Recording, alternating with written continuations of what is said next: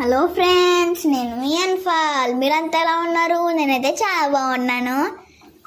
ఈరోజు నేను ఖురాన్లో 2వ సూరా అల్ బకరాలో 30వ ఆయత్ చదవబోతున్నాను. నీ ప్రభువు దైవదూతలతో భూలోకంలో నేనొక ఖలీఫాని నియమించబోతున్నానని అన్నప్పుడు దైవదూతలు ఏమన్నారో తెలుసా? ఏమిటి? మీరు ప్రపంచ వ్యవస్థను చిన్నభిన్నం చేసి రక్తపాతానికి వడిగట్టే వాడిని భూలోకంలో నియమించబోతున్నారా? మేము మిమ్మల్ని అనుక్షణం స్తుతిస్తూ మీ పవిత్రతను స్తుతిస్తూనే ఉన్నాం కదా అని అన్నారు. దానికి దేవుడు, మీకు తెలియని విషయాలు నాకు తెలుసు అన్నాడు.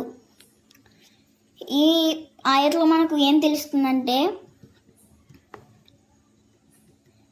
మన ప్రభువు దేవదూతలతో భూలోకంలో నేను ఒక ఖలీఫాని నియమించబోతున్నాను అన్నప్పుడు దైవదూతలు ఇలా అన్నారు. అంటే ఖలీఫా అంటే మానవుడిని భూలోకంలో నియమించబోతున్నానంటే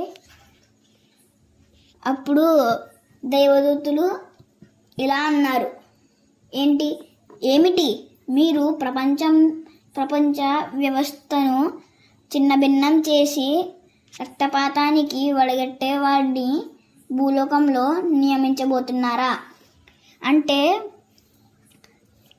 ప్రపంచ వ్యవస్థను, అంటే మొత్తం జరుగుతున్న మొత్తం వ్యవస్థను చిన్నభిన్నం చేసి రక్తపాతాన్ని వడగట్టే వాడిని భూలోకంలో నియమించబోతున్నారా?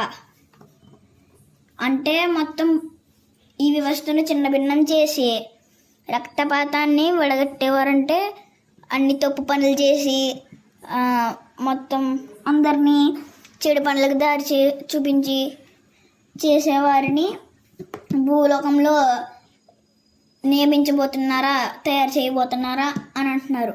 మేము మిమ్మల్ని అనుక్షణం స్తుతిస్తూ మీ పవిత్రతను స్తుతిస్తూనే ఉన్నాం కదా. అంటే మేము మిమ్మల్ని ఎప్పుడు స్తుతిస్తూ, అంటే మిమ్మల్ని ఎప్పుడు ఆరాధిస్తూనే మీ పవిత్రతను చూసుకున్నాం కదా అని అన్నారు. దానికి దేవుడు, మీకు తెలియని విషయాలెన్నో నాకు తెలుసు అన్నాడు. అంటే మీకు తెలియని కూడా నాకు తెలుసు, మీకన్నా ఎక్కువ నాకు తెలుసు అని దేవుడు అంటున్నారు. సో దీంట్లో మనకు ఏం తెలుస్తుందంటే, దైవదూతలు ఏమంటున్నారంటే, మనల్ని ఈ మానవుల్ని భూమిలో నియమించినప్పుడు ఈ భూమి వ్యవస్థ మొత్తం చిన్నభిన్నం అవుతుందని అని చెప్తున్నారు. అంటే మనం ఈ విశ్వం మొత్తాన్ని పాడు చేసేస్తామని, అంటే మనం మొత్తం తిన్నంగా ఉండకుండా అన్ని గొడవలు, తప్పు పనులన్నీ రేకెత్తిస్తాం కదా, అవన్నీ చేస్తామని దైవదూతలు అలా అన్నారు.